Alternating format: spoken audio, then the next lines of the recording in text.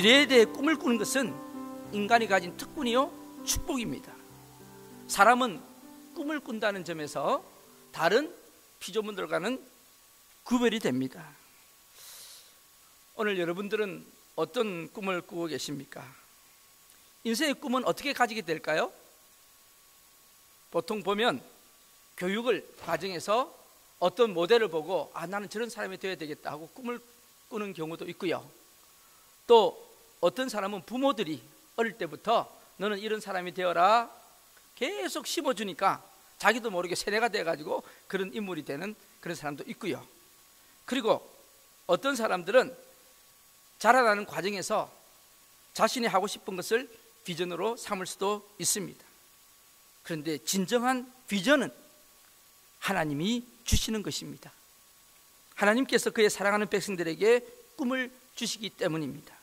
하나님은 자기 사람들에게 당신의 뜻을 알려주시고 그 뜻을 가슴에 품고 그것을 생의 목표로 삼아 살게 하십니다. 그래서 하나님의 자녀라면 누구나 이 꿈을 가지게 되는 거죠. 따라서 주님이 주신 이 삶의 목표를 분명히 정하고 그것을 소원하고 그것을 이루기 위하여 노력하고 또 그것이 이루어지는 모습을 꿈으로 바라보는 것이 저는 성도의 삶이라고 생각합니다. 요엘서 2장 28절 말씀에 보면 그런 말씀이 있죠.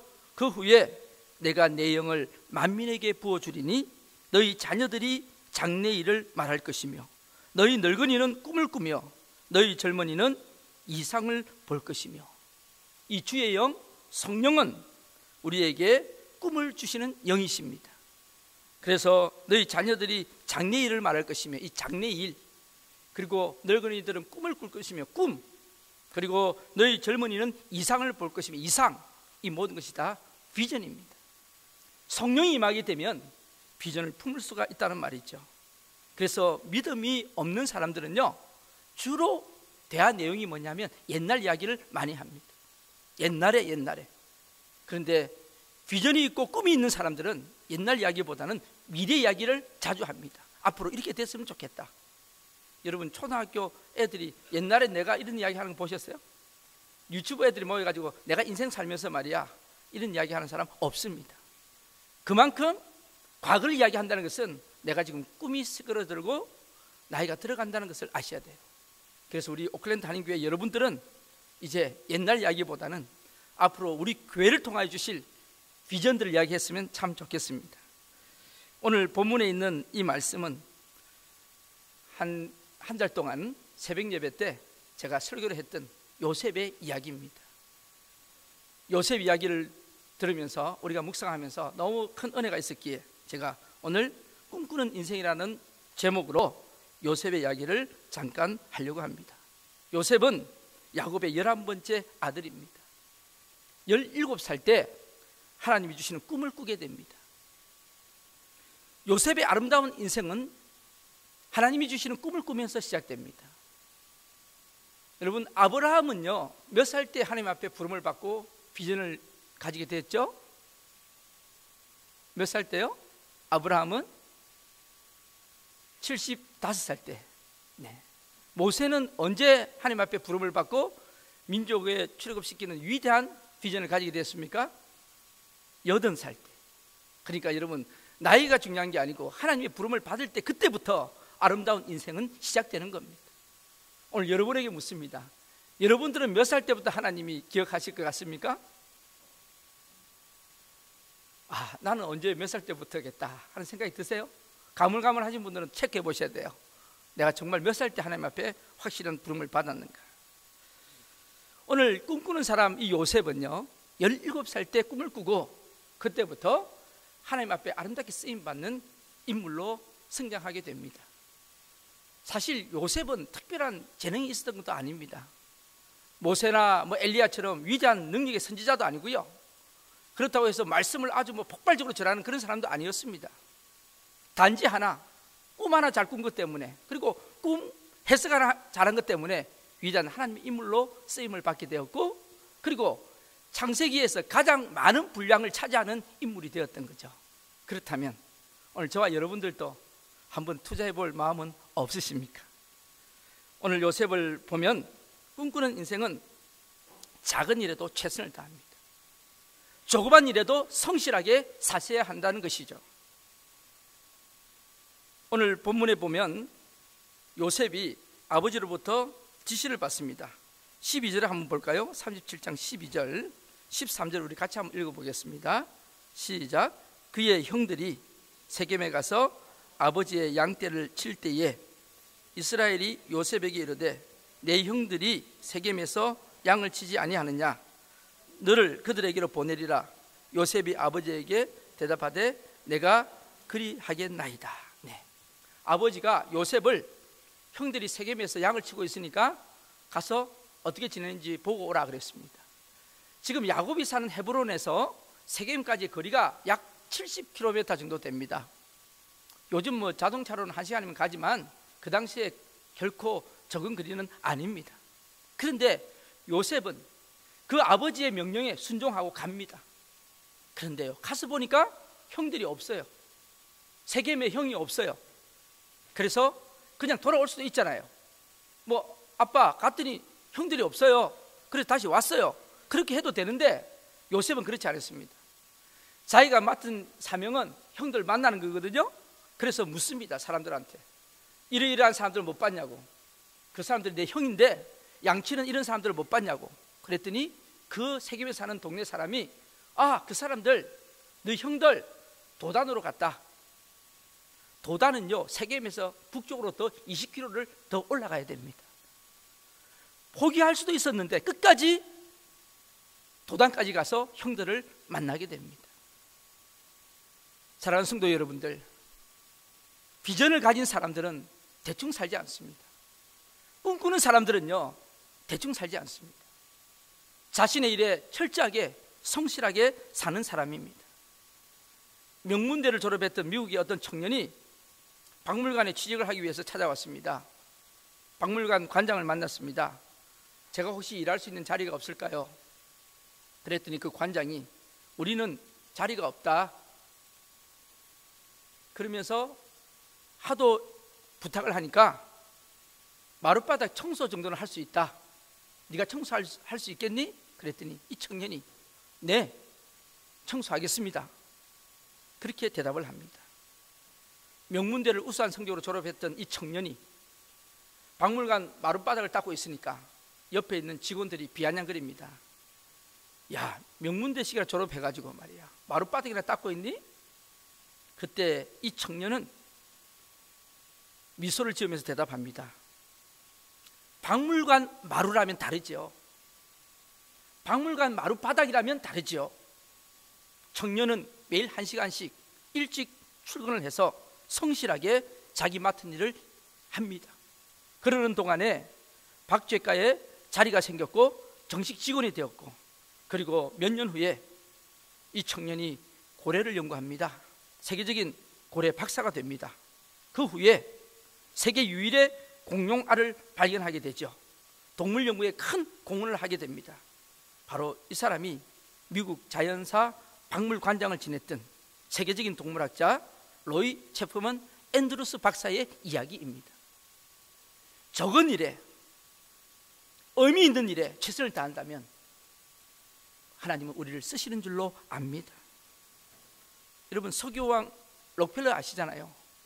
그 록펠러가 스탠더드 석유회사를 가지고 있었는데 이 록펠러 후임으로 들어왔던 사람이 바로 이 아치폴드라는 사람인데, 이 사람은 미국 스탠더드 석유회사의 말단 직원이었어요. 그런데 이 사람은요 회사를 굉장히 사랑했어요. 자기 이름을 서명하고 나면 그 옆에다가 뭐라고 적었냐면요, 한 통에 4달러. 그 당시에 스탠다드 석유회사의 그 표가 한 통에 4달러입니다. 그러니까 자기 이름을 항상 쓰면 옆에다가 한 통에 4달러. 사람들이 막 놀립니다. 야, 저 한 통에 4달러짜리 왔구나. 그런데 그 이야기가 록펠러 귀에 들어가게 됩니다. 록펠러가 묻습니다. 당신은 이렇게 비웃음을 받으면서도 왜 이름 옆에 한 통에 4달러라고 적느냐? 그랬더니 이 아치볼드가 이야기합니다. 네, 사장님, 저는 회사를 사랑합니다. 회사가 홍보되기를 원합니다. 사람들이 저를 그렇게 놀릴 때마다 저는 좋습니다. 왜냐하면 회사의 표가 널리 나타나게 되고 회사가 홍보가 되니까요. 록펠러가 그 사람을 유심히 봅니다. 그리고 록펠러가 은퇴하고 난 뒤에 바로 그 사람을 사장으로 자리에 앉히게 됩니다. 이 아치볼드가요, 이런 이야기를 했습니다. 내가 성공할 수 있었던 이유는 남들이 하찮게 생각하는 일들을 중요하게 생각하기 때문입니다. 자신에게 특별하고 대단한 일이 돌아오지 않는다는 이유로 좌절하지 말고 작은 일에도 꾸준히 최선을 다하라.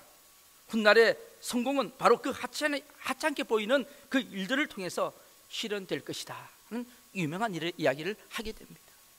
오늘 우리 자녀들이 있어서 제가 이런 예화들을 듭니다. 여러분, 우리가 맡은 조그만 일들이 있으십니까? 저는 오늘 일부 예배 때 우리 교사 선생님들에게 그렇게 부탁했어요. 여러분들이 지금 맡고 있는 우리 귀한 자녀들, 그 자녀들 속에서 어떤 인물이 나올지 모릅니다. 아마 10년, 20년 후에 이 땅을 리드할 위대한 인물들이 나올 겁니다. 그러니까 그 자녀들을 위해서 축복 기도해 주시고 그 자녀들을 위해서 최선을 다해서 복음을 심어주세요. 그리고 기도 훈련을 시켜주세요. 하나님께서 놀랍게 쓰실 것입니다. 아마 여러분, 오늘 이 자리에 계신 여러분들 중에서도 내가 집사직분을 받았다, 찬양대원이다, 헌금위원이다, 여러분 그 적은 일에 최선을 다하세요. 조그만 일이지만은 미리 오셔서 기도하시면서 하나님, 제가 이 일을 잘 감당할 수 있게 해주십시오. 하나님, 여러분 위대하게 사용하실 수가 있을 것입니다. 내가 이 일을 계속 해야 되나? 나 같은 인물이 이거 맡아서 해야 되겠나? 교사 너무 피곤하다, 내년에는 간두해야지, 그런 생각하는 분들이 계십니까? 하나님은 그런 사람은 나중에 크게도 쓰시지 않습니다. 적은 일에 최선을 다하시는 저와 여러분 되기를 축복합니다. 꿈꾸는 인생은요, 철저하게 자기 일에 성실할 뿐만 아니고 더 중요한 것은 하나님을 늘 의식하며 하나님과 함께 한다는 사실입니다. 아무리 좋은 꿈을 가지고 있다 할지라도, 기도를 열심히 한다고 할지라도 주어진 환경 속에서 성실하지 못하다면, 그러면서도 꿈의 성취만 기다린다면 그런 사람은 기복주의입니다. 자기는 아무것도 하지 않고 노력도 하지 않고 달라고만 하는 그런 사람을 우리는 기복주의 신앙이라고 이야기합니다. 그런데 어떤 사람은 자기의 꿈을 이루기 위해서 최선을 다합니다. 열심히 노력합니다. 시간도 많이 투자하고요.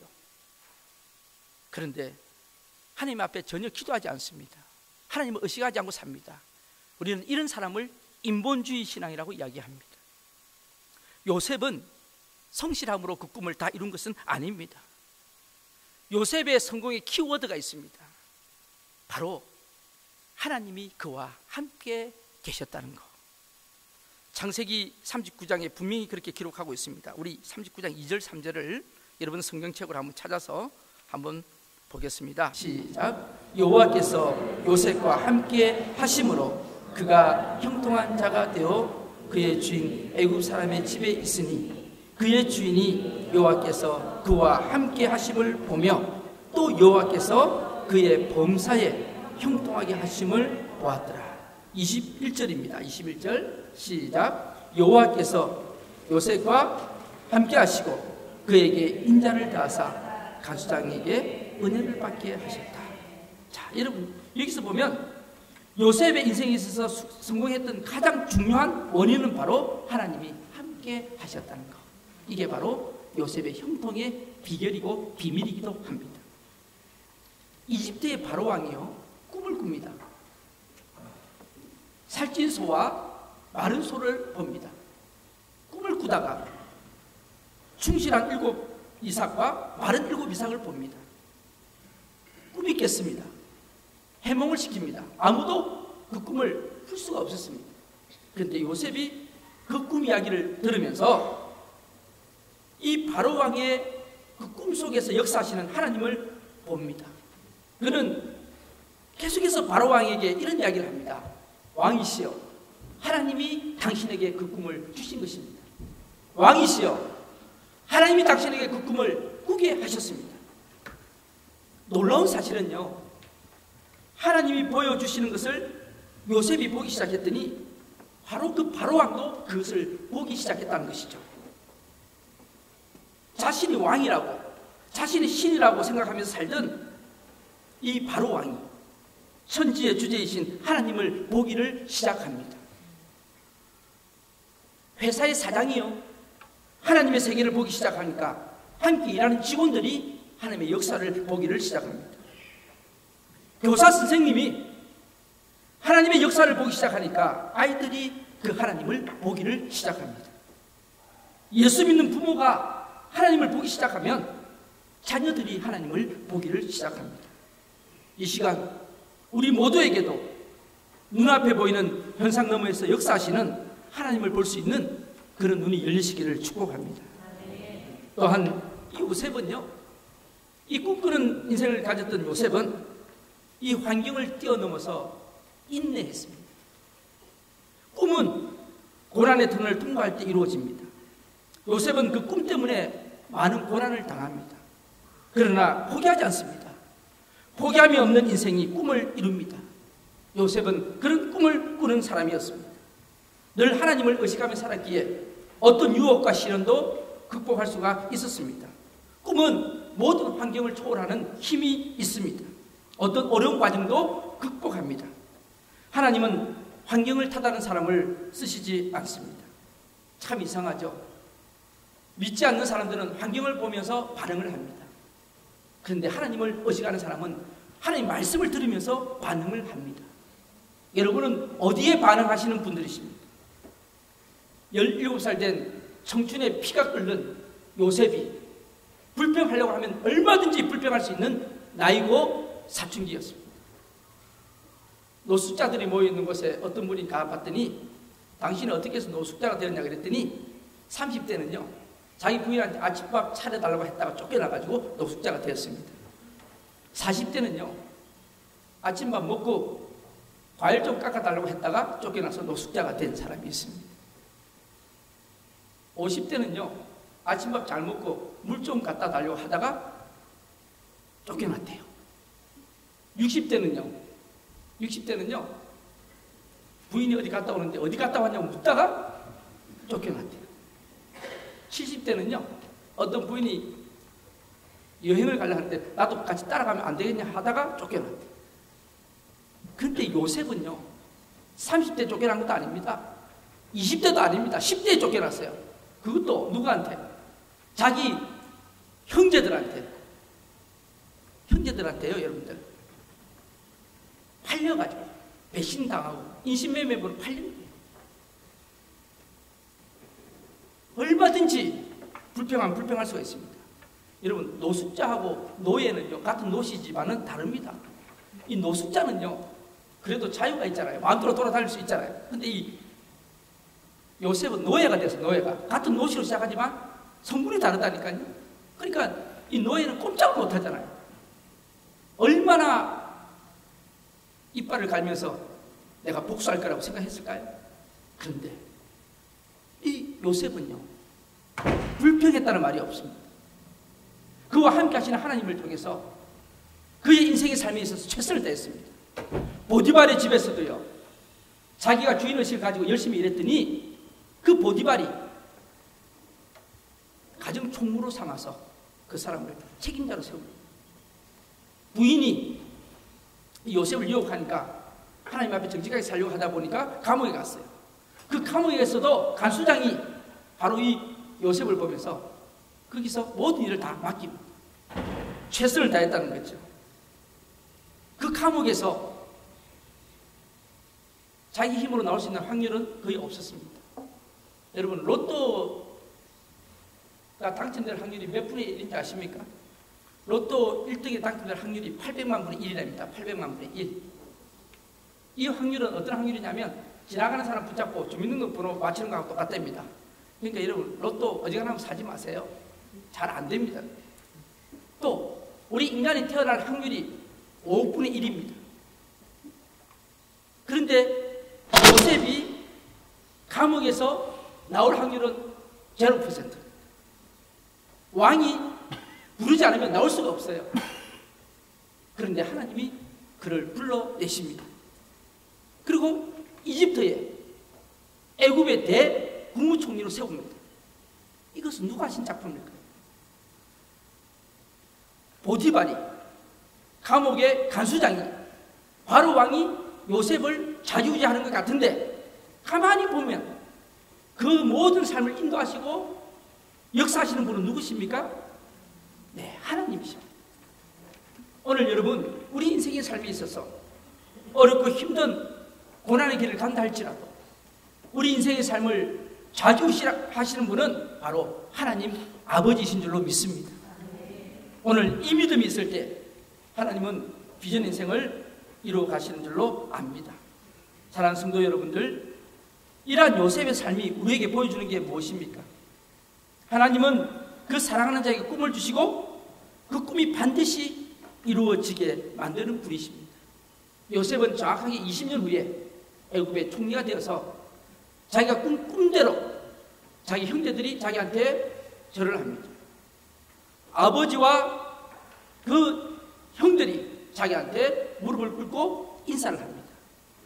정확한 20년 후에 그 꿈이 이루어졌습니다. 하나님이 주신 꿈을 품은 사람은 시련과 역경에도 포기하지 않습니다. 끊임없이 그 꿈을 주신 하나님을 바라봅니다. 그리고 하나님을 향하여 기도합니다. 그러는 가운데 그 꿈이 그의 인격과 영성을 만들고 결국 그의 미래를 만드는 것입니다. 사랑하는 성도 여러분, 여러분의 미래는, 우리의 미래는 우연히 이루어지는 것이 아닙니다. 우리가 긍정적인 꿈을 꾸면 그 긍정적인 미래가 만들어질 것입니다. 부정적인 꿈을 꾸면 부정적인 미래가 만들어질 것입니다.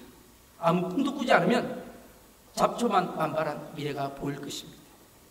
그러면 이 꿈꾸는 자였던 요셉처럼 오늘 여러분들도 주님 안에서 꿈꾸는 자가 되기를 축복합니다. 하나님께서 아브라함을 통하여 모든 민족과 열방이 복받기를 바라셨던 것처럼 요셉을 통하여 장차 이스라엘이 구원받을 것을 꿈꾸셨던 것처럼 예수님께서 하나님의 나라가 이 땅에 이루어지고 하나님의 백성들이 유대와 이방에 가득하게 되는 것을 꿈꾸셨던 것처럼 여러분들도 주 안에서 꿈꾸는 자가 되시기를 바랍니다. 그렇다면 우리가 꾸는 꿈은 어떤 꿈입니까? 자신에 대한 꿈과 자녀들에 대한 꿈이 아마 우리에게 있을 것입니다. 저는요, 우리 오클랜드 한인교회 부임하면서 제가 가지고 있는 비전이 있고 꿈이 있습니다. 그 꿈은 바로 저의 꿈이 되어야 되고 여러분의 꿈이 되기를 바랍니다. 그 꿈은요, 한마디로 말하면 우리 교회를 통하여 많은 영혼들을 구원하는 교회가 되기를 저는 꿈을 가지고 있습니다. 생명을 살리는 교회가 되기를 바랍니다. 복음이 역사하는 교회가 되기를 바랍니다. 여러분들은 우리 교회에 대한 꿈을, 어떤 꿈을 가지고 계십니까? 그래서 제가 새벽마다 기도하는 것은 우리 교회를 통하여 복음이 선포되어지고 죽어져가는 영혼들이 구원받기를 저는 기도하고 있는데, 구체적으로는 첫 번째는 예배 공동체로서의 꿈입니다. 하나님께서 우리가 드리는 예배 가운데 임재하시고 여기서 예배하는 모든 성도들이 그 하나님의 임재를 체험하고 하나님께서 예배를 통하여 주시는 은혜를 누리는 것입니다. 살아계신 하나님을 만나고 하나님의 음성을 들으며 회개하고 치유가 일어나고 회복이 일어나고 변화가 일어나는 예배, 그래서 지워지지 않는 예배, 하나님의 흔적이 남는 예배, 이것이 제가 꿈꾸는 우리 교회 예배입니다. 그래서 하나님 앞에 기도하고 있습니다. 하나님, 우리 예배가 풍성하고 생명력 있는 예배가 되게 하여 주시옵소서. 그런 의미에서 일꾼들을 보내주시옵소서. 그래서 오늘 찬양 사역자를 제가 임명한 것은 앞으로 내년부터는 우리 예배에 굉장히 활기찬 예배가 될 것입니다. 저는 하나님 앞에 늘 기도합니다. 하나님, 절대로 안주하지 않게 하여 주시옵소서. 뭔가 제자리에 있어라도 제가 발버둥을 치면서 제자리 걸음이라도 하려고 합니다. 꼼짝 못하면 제가 제자리 걸음이라도 해서 변화를 하려고 합니다. 한번 두고 보세요. 우리 교회 예배가 소문난 예배가 될 것입니다. 또한 저는 그렇게 기도하고 있습니다. 우리 자녀들을 통해서 하나님의 놀라운 꿈이 이루어지도록 제가 지금 기도하고 있는 것입니다. 그래서 이 예배가 좀 살아 움직이는 예배가 됐으면 좋겠습니다. 여러분들도 앞으로 예배에 참여하실 때 좀 일찍 오시고 그리고 예배 준비하는 자세가 되어 있기를 바랍니다. 그러면 하나님의 역사가, 성령의 불이 아마 예배 가운데 임하게 될 것입니다. 예배가 살아있으면 하나님의 그 교회는 하나님 분명히 부흥시켜 주십니다. 예배가 죽은 교회는 모든 성도들이 영적인 것도 죽는 겁니다. 하나님은 예배한 자를 쓰십니다. 또한 제가 두 번째 꿈은 우리 성도들을 통해서 사랑과 세상을 변화시키는 제자로 훈련하는 공동체를 만드는 겁니다. 그래서 제가 힘들어도 지금 한 2달 전부터 제자 훈련을 지금 시작하고 있습니다. 한 30에서 40여 명의 분이 지금 제자 훈련을 받고 있는데 저는 말씀으로 바로 세워지기를 원합니다. 오늘날 여러분, 왜 신앙에 뿌리가 없는지 아십니까? 왜 신앙이 왔다 갔다 하지는 아십니까? 말씀에 뿌리가 없기 때문에 그런 겁니다. 교회가 역사가 길면 뭐합니까? 전통이 있으면 무슨 소용이 있습니까? 말씀이 없는 교회는 넘어집니다. 말씀이 살아있지 않으면 결국 이단에 빠져버립니다. 그래서 말씀을 바로 붙잡는 것이 중요합니다. 무엇이 중요한지를 여러분 아시는 여러분이 되기를 바랍니다. 그래서 저는 군사는, 좋은 군사는 훈련을 통해서 만들어지는 것처럼 좋은 성도 역시 훈련을 통해서 만들어집니다. 우리 교회는 제자 훈련을 통하여 성도들을 영성과 인격과 헌신된 삶을 갖추고 다른 사람들을 양육하는 리더로 세워주기를 간절히 바랍니다. 우리 자녀들도 그런 의미에서 정말 이 오클랜드 한인교회가 이 서부 쪽에서는 센터가 되기를 원합니다. 중심이 되기를 원합니다. 영적인 중심도 되고요. 이제 내년부터는 여러 가지 활동들을 통해서 우리 교회가 이 지역에 아주 센터가 되기를 제가 기도하고 있고 그런 일꾼들을 보내달라고 저는 간절히 기도하고 있습니다.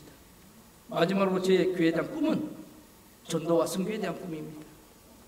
제가 뉴질랜드 땅에 와서 이 오클랜드에 와가지고 깨닫는 것은 기독교의 냄새는 있는데 기독교의 문화는 있는데 복음이 없어요. 뭔가 분위기는 있는데요, 성령의 역사가 없어요.